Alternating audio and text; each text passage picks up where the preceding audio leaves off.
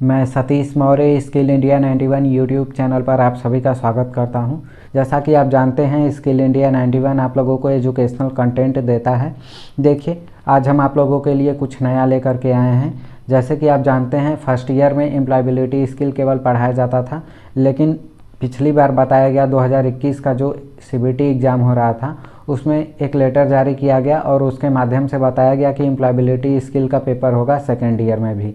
तो second year के paper में जब एम्प्लॉयबिलिटी स्किल इन्वॉल्व कर दिया गया तो उसका सलेबस भी फिक्स किया गया और सलेबस में फर्स्ट ईयर और सेकेंड ईयर का चैप्टर सेम है, बस क्वेश्चन का लेवल थोड़ा सा इंक्रीज कर दिए हैं सेकेंड ईयर में।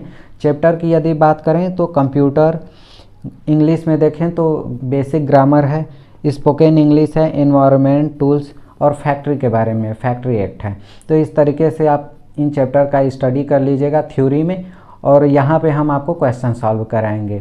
देखिए एम्प्लॉयबिलिटी स्किल जब हम सॉल्व करना स्टार्ट करेंगे तो उसमें हम आपको सिर्फ ऑप्शन ही नहीं बताएंगे, आपको एक्सप्लेन करेंगे। देखिए इसमें MCQ क्वेश्चन गिवन है जिसमें कि ऑप्शन A, B, C और D दिया है और साइड में आंसर भी दिया है।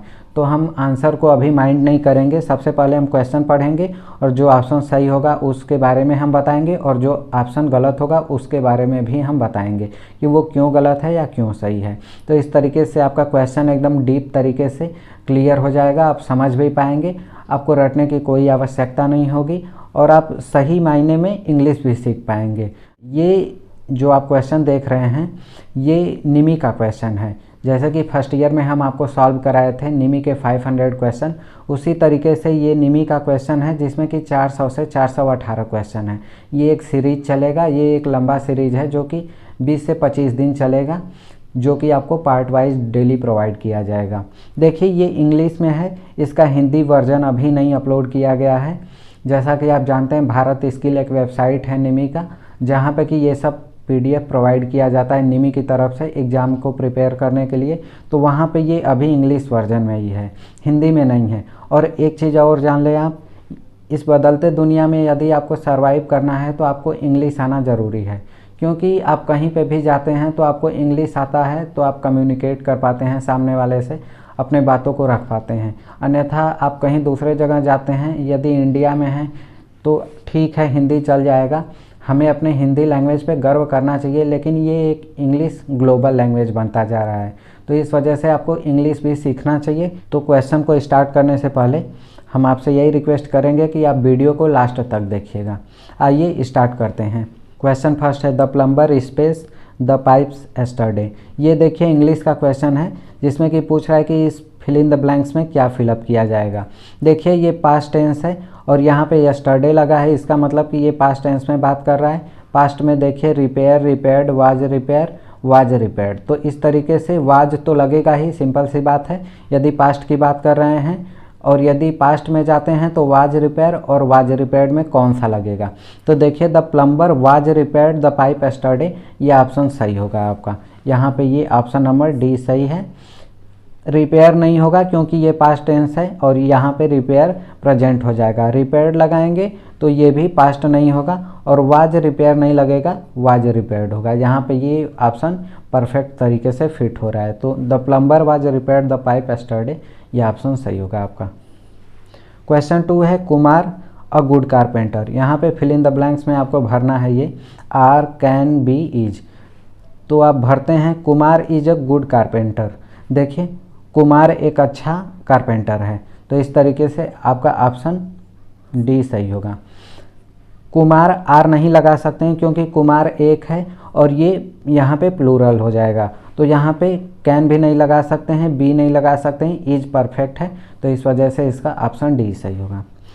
क्वेश्चन 3 देखें come tomorrow and fix the door knob this sentences. यहाँ पे देखिए ये नॉब है, ये इनकम्प्लीट है सेंटेंस, थोड़ा सा ये वाला गलत है, नो नहीं होगा नॉब होगा यहाँ पे। तो देखिए come tomorrow and fix the door knob this sentences, ये बोल रहा है कि ये कौन सा सेंटेंस है, इंट्रोगेटिव है, इंपरेटिव है, एक्सक्लेमेटरी है, नन, इसमें से कोई नहीं। तो देखिए ये इंट्रोगेटिव सेंटेंस नहीं है क्योंकि इसमें देख रहे हैं इंट्रोगेटिव सेंटेंस होता क्या है जिसमें वाट, वेयर, हु लगा होता है इंट्रोगेटिव सेंटेंस में, तो वो इंट्रोगेटिव होता है। इंपरेटिव की यदि बात करें तो जो सिंपल सेंटेंस होता है उसे इम्परेटिव सेंटेंस बोलते हैं। तो ये जो आप देख रहे हैं सेंटेंस, ये इम्परेटिव सेंटेंस है। एक्सक्लामेटरी क्यों नहीं है? एक्सक्लामेटरी में जैसे कि वाव होता है, हाउ ब्यूटीफुल, हाउ गुड, तो इस तरीके से एक्सक्लामेशन का लास्ट में सिंबल भी होता है। तो देख रहे हैं इसमें कोई एक्सक्लामेशन का सिंबल नहीं है, तो इस तरीके से ये इम्परेटिव सेंटेंस है। इसका ऑप्शन बी सही होगा। क्वेश्चन 4 देखिए, how effective the CTS training has been. ये बोल रहा है कि कितना इफेक्टिव CTS ट्रेनिंग है। This sentence is exclamatory, imperative, declarative, none. ये बोल रहा है कि एक्सक्लामेटरी सेंटेंस है, इम्परेटिव सेंटेंस है, डिक्लेरेटिव सेंटेंस है, या इसमें से कोई नहीं है। तो ये देखिए इम्परेटिव सेंटेंस नहीं है, डिक्लेरेटिव सेंटेंस भी नहीं है, ये एक्सक्लामेटरी सेंटेंस है। देख रहे हैं लास्ट में इसमें एक्सक्लामेशन साइन लगा हुआ है, और मैंने आपको बताया था कि जिसमें थोड़ा सा अचंभित टाइप का होता है, हाउ इफेक्टिव मतलब कितना इफेक्टिव CTS ट्रेनिंग आपका हो रहा है। तो इस तरीके से ये एक्सक्लामेटरी सेंटेंस है। इसका ऑप्शन ए सही होगा। क्वेश्चन नंबर 5 देखिए, while addressing your boss you should be. ये बोल रहा है कि यदि आप अपने बॉस से बात कर रहे हैं या आप अपने बॉस को एड्रेस कर रहे हैं कहीं पे मीटिंग में, तो वहाँ पे आप क्या एड्रेस करते समय यूज करेंगे? इम्पोलाइट, फॉर्मल, इनफॉर्मल, और इसमें से कोई नहीं। तो देखिए यदि आप अपने बॉस से बात करते हैं तो इम्पोलाइटली नहीं बात कर सकते हैं, क्योंकि यदि आप गर्म होकर के बात करेंगे या रूडली बात करेंगे तो अच्छा नहीं लगेगा। इनफॉर्मल भी नहीं बात कर सकते हैं। यदि जिस काम के लिए आप गए हैं वहाँ पे उतना ही उचित तरीके से बात करें तो वो इफ़ेक्टिव होता है। तो इस तरीके से यदि आपको बॉस से बात करना है अपने, या फिर एड्रेस करना है, तो ये फॉर्मल कम्युनिकेशन हो जाता है। तो आप फॉर्मली बात करते हैं। इसका ऑप्शन सी सही होगा। क्वेश्चन नंबर 6 है, the customer requested the lady executive to display the different mobile phone model. The customer asked to mention the cost of the given mobile too. ये बोल रहा है कि कोई कस्टमर है जो कि मोबाइल फ़ोन ख़रीदने गया है किसी स्टोर पे, और वो जो लेडी एग्जीक्यूटिव है उसे दिखा रही है मोबाइल फ़ोन। तो वो बोल रहा है कि आप मोबाइल दिखाने के साथ साथ इसका प्राइस भी बताते चलिए। तो इस तरीके से द कस्टमर आस्क्ड, यहाँ पे क्या फिल करेंगे? Him, his, her, it. यहाँ पे देखिए वो कस्टमर बात कर रहा है उस लेडी एग्जीक्यूटिव से। लेडी एग्जीक्यूटिव जानते हैं कि ही और सी में डिफरेंस होता है, तो उसी तरीके से हिज और हर में भी डिफरेंस होता है। जो मेल होते हैं उनके लिए हिम यूज किया जाता है, हिज यूज किया जाता है, और जो लेडी होती हैं उनके लिए हर या हर्स यूज किया जाता है। तो यहाँ पे ये आप हर यूज करेंगे क्योंकि वो फीमेल हैं। तो इसका ऑप्शन नंबर सी सही होगा। हिम नहीं यूज करेंगे, हिम, हिज और इट भी नहीं यूज करेंगे यहाँ पे।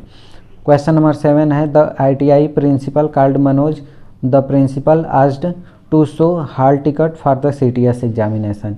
ये बोल रहा है कि कोई लड़का है जिसका नाम मनोज है जो कि CTS एग्ज़ाम देने जा रहा है। ITI में आप जानते हैं कि जो एग्ज़ाम होता है उसे CTS एग्ज़ाम बोलते हैं। वो CTS के अंतर्गत आता है, क्राफ्टमैन ट्रेनिंग स्कीम के अंतर्गत। देखिए इसमें पूछ रहा है कि जो मनोज हैं वो जाते हैं तो उन्हें प्रिंसिपल बुलाते हैं। तो प्रिंसिपल यदि बुला रहे हैं मनोज को तो किस तरीके से बुलाएंगे?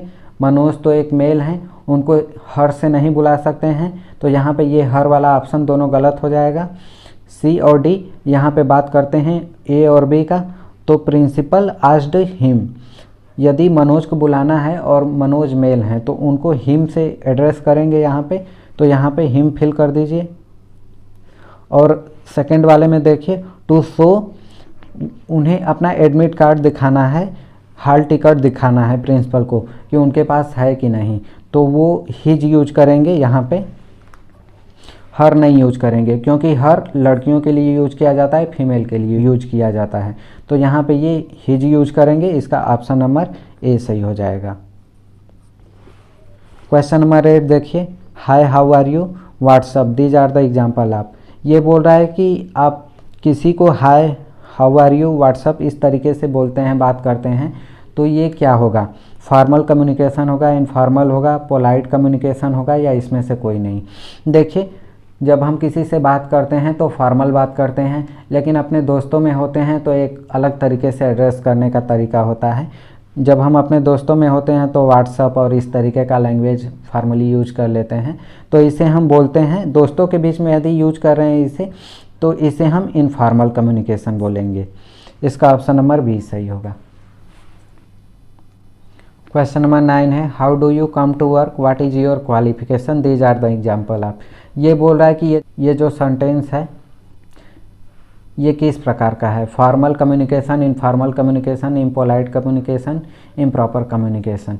देखिए कोई व्यक्ति है जो कि पूछ रहा है सामने वाले से, जैसे एक ऑफिस में दो लोग कार्य करते हैं तो वो एक दूसरे से इस तरीके से बात करते हैं। यदि कोई बंदा नया आया है और जो पुराना एम्प्लॉय है उससे पूछता है कि आप कैसे आते हैं और आपका क्वालिफिकेशन क्या है, तो ये बोल रहा है कि ये फॉर्मल कम्युनिकेशन है, इनफॉर्मल है, इम्पोलाइट है, इम्प्रॉपर है। तो देखिए ये एक फॉर्मल कम्युनिकेशन है, इसे हम फॉर्मल कम्युनिकेशन के अंतर्गत रख सकते हैं क्योंकि वो पोलाइटली पूछ रहे हैं कि आप कहाँ से आते हैं और आपका क्वालिफिकेशन क्या है। तो इसका ऑप्शन नंबर ए सही होगा। क्वेश्चन नंबर 10 देखिए, if you meet your supervisor in a grocery store you will B.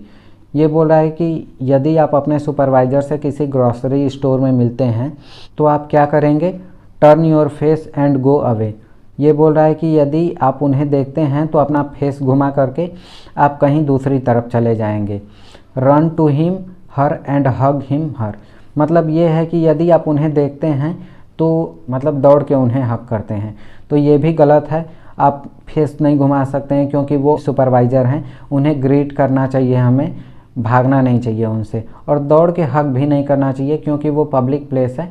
आप औपचारिक फॉर्मल तरीके से उनसे मिलेंगे तो उन्हें अच्छा लगेगा और ये ठीक भी है। तो इसका ऑप्शन नंबर सी सही होगा। ऑप्शन नंबर डी गलत इसलिए होगा क्योंकि आप इनफॉर्मल नहीं बात कर सकते हैं, वो पब्लिक प्लेस है, उन्हें अच्छा नहीं लगेगा और वो आपके सुपरवाइज़र हैं, उनका आपको रिस्पेक्ट करना चाहिए। क्वेश्चन नंबर 11 है, व्हेन यू बारो a screw driver from a trainee you should say. ये बोल रहा है कि यदि आप किसी ट्रेनी से स्क्रू ड्राइवर ले रहे हैं तो आप क्या बोल के लेंगे। Give me your screw driver, ये बोल के लेंगे कि आप अपना स्क्रू ड्राइवर दे दो, नहीं। Can you give me your screw driver, मतलब आप पूछ रहे हैं कि क्या आप अपना स्क्रू ड्राइवर हमें दे सकते हैं। ये ठीक है क्योंकि आप यहाँ पे ये मांग नहीं रहे हैं, आप थोड़ा सा अपना डोमिनेशन दिखाने का प्रयास कर रहे हैं लेने के लिए, तो ये ठीक नहीं है। दूसरों से हमें सामान लेना चाहिए तो उनसे रिक्वेस्ट करके लेना चाहिए, तो इसलिए इसका ऑप्शन नंबर बी सही होगा। What a nice screw driver you have, इसका मतलब ये है कि आप जब स्क्रू ड्राइवर मांगने जा रहे हैं तो बोल रहे हैं कि आपका कितना अच्छा स्क्रू ड्राइवर है, इसका मतलब कि आप मस्का लगा रहे हैं उनसे लेने के लिए सामान। तो इस तरीके का कार्य नहीं करना चाहिए क्योंकि सामने वाला मूर्ख नहीं है, समझ जाता है कि आपका काम है, इसलिए आप इस तरीके से बात कर रहे हैं, तो ऐसा नहीं करना चाहिए। इन चीज़ों से हमें बचना चाहिए। ऑप्शन डी है, spare me your screwdriver, spare के लिए आप यूज करने के लिए दे सकते हैं हमें, तो इस तरीके का नहीं कार्य करना चाहिए। आपको लेना है तो रिक्वेस्ट करके मांग लेना चाहिए, वो दे भी देंगे।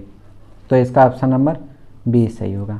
क्वेश्चन नंबर 12 है, the company asked the carpenter to design a box with the given dimension, when it was approved he made many more for the company. देखिए ये बोल रहा है कि यदि कोई कारपेंटर है जो कि किसी कंपनी के लिए बॉक्स बना रहा है जो कि गिवन डायमेंशन है, यदि उनको दे दिया गया एक फिक्स डायमेंशन कि इतने लेंथ का, इतने विड्थ का, इतने हाइट का आप बॉक्स बनाएंगे, तो एक वो बनाते हैं डेमो के लिए। जब वो अप्रूव्ड हो जाता है कि आप अच्छा बनाए हैं, सेम डायमेंशन का है, पसंद आ जाता है सामने वाले को, तब उसे बोला जाता है कि आप सेम पीस इससे ज़्यादा बना दीजिए। तो यही पूछ रहा है कि ही मेड मैनी मोर बॉक्स कैबिनेट बॉक्सेस नंबर, मतलब यहाँ पे मैनी मोर बॉक्सेस यहाँ पे बना रहे हैं, तो इसका ऑप्शन नंबर सी सही होगा।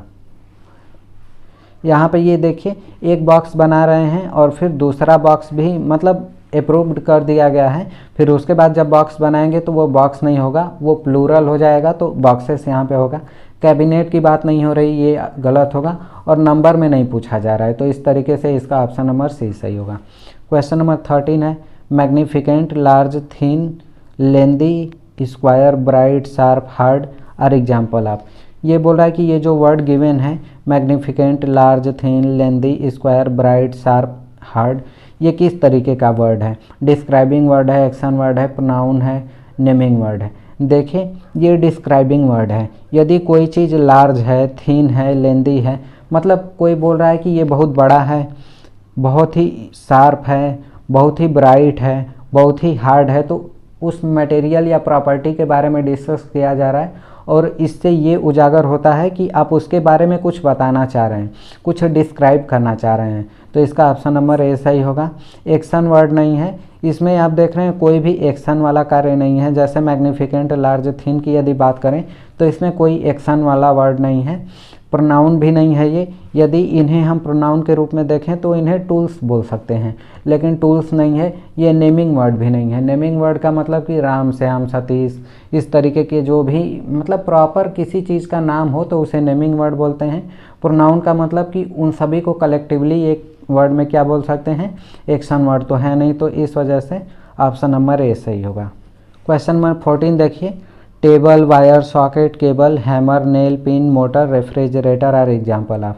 ये बोल रहा है कि आप जो वर्ड देख रहे हैं table, wire, socket, cable, hammer, nail, pin, motor, refrigerator, ये कौन सा वर्ड है? Action word, pronoun, describing word, naming word. देखिए एक्शन वर्ड मैंने आपको बताया कि कोई वर्ड पढ़ते हैं उसमें आपको एक्शन समझ में आता है, कोई कार्य होना दिख रहा है तो उसमें एक्शन वर्ड हो जाता है। प्रोनाउन का मतलब कि किसी चीज़ को कलेक्टिवली क्या बोल सकते हैं। देखिए टेबल, फैन, वायर, सॉकेट, इन चीज़ों को यदि कलेक्टिवली बोलें तो इलेक्ट्रिकल इक्विपमेंट या फिर इस तरीके का वर्ड यूज कर सकते हैं।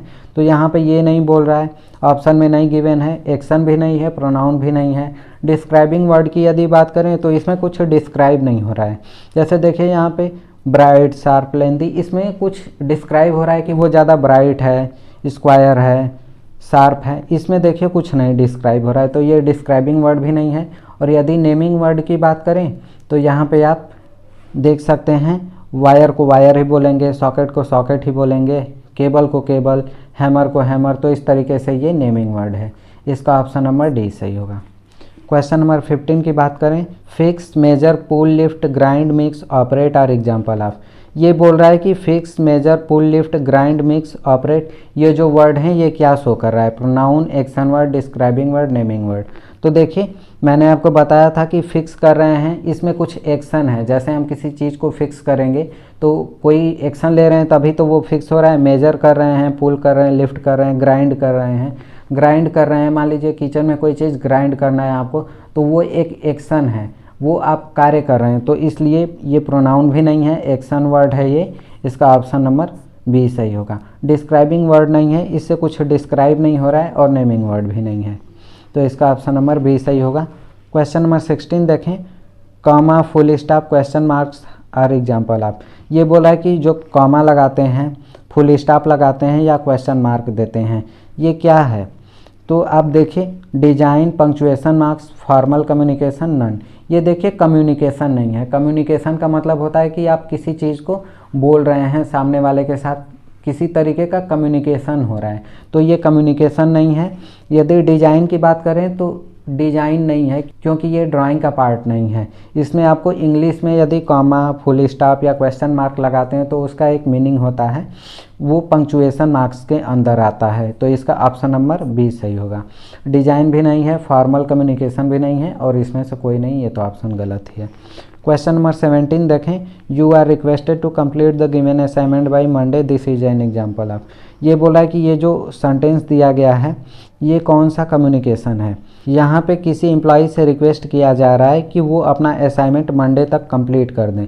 तो इस तरीके से impolite communication, formal communication, informal और ओरल कम्युनिकेशन में यदि बात करें तो ये फॉर्मल कम्युनिकेशन है, क्योंकि जो ऑफिस का वर्क होता है वो एक व्यक्ति विशेष के द्वारा ही कराया जाता है, और वो फॉर्मली बात करते हैं अपने एम्प्लॉय से और बोलते हैं ये कार्य कंप्लीट हो जाना चाहिए। देखिए इसमें ऑप्शन गिवन है, impolite communication, formal communication, informal and oral communication. तो देखिए इम्पोलाइट नहीं बात करते हैं अपने एम्प्लॉय से, तो ये इसका ऑप्शन नंबर ए गलत होगा। फॉर्मल कम्युनिकेशन, फॉर्मली ही बात किया जाता है, क्योंकि आपके एम्प्लॉय आपके लिए ही कार्य कर रहे हैं, तो इस तरीके से उन्हें कन्वेंस करते हैं, बताते हैं, उनको सिखाते हैं कि आपका ये कार्य इतने तारीख तक इतने दिन में कंप्लीट हो जाना चाहिए। तो ये एक फॉर्मल कम्युनिकेशन के अंतर्गत आता है। तो इसका ऑप्शन नंबर बी सही होगा। इनफॉर्मल कम्युनिकेशन नहीं होगा, इम्पोलाइट भी नहीं होगा, और ओरल भी नहीं होगा। तो इसका ऑप्शन नंबर बी सही है। आज के वीडियो में बस इतना ही। वीडियो अच्छा लगा हो तो लाइक कर दीजिएगा और चैनल को सब्सक्राइब कर लीजिएगा। आगे के वीडियो में आप लोगों को इसके आगे का पार्ट मिलेगा, यानी कि पार्ट 2, तो आप देखना ना भूलिएगा उसे।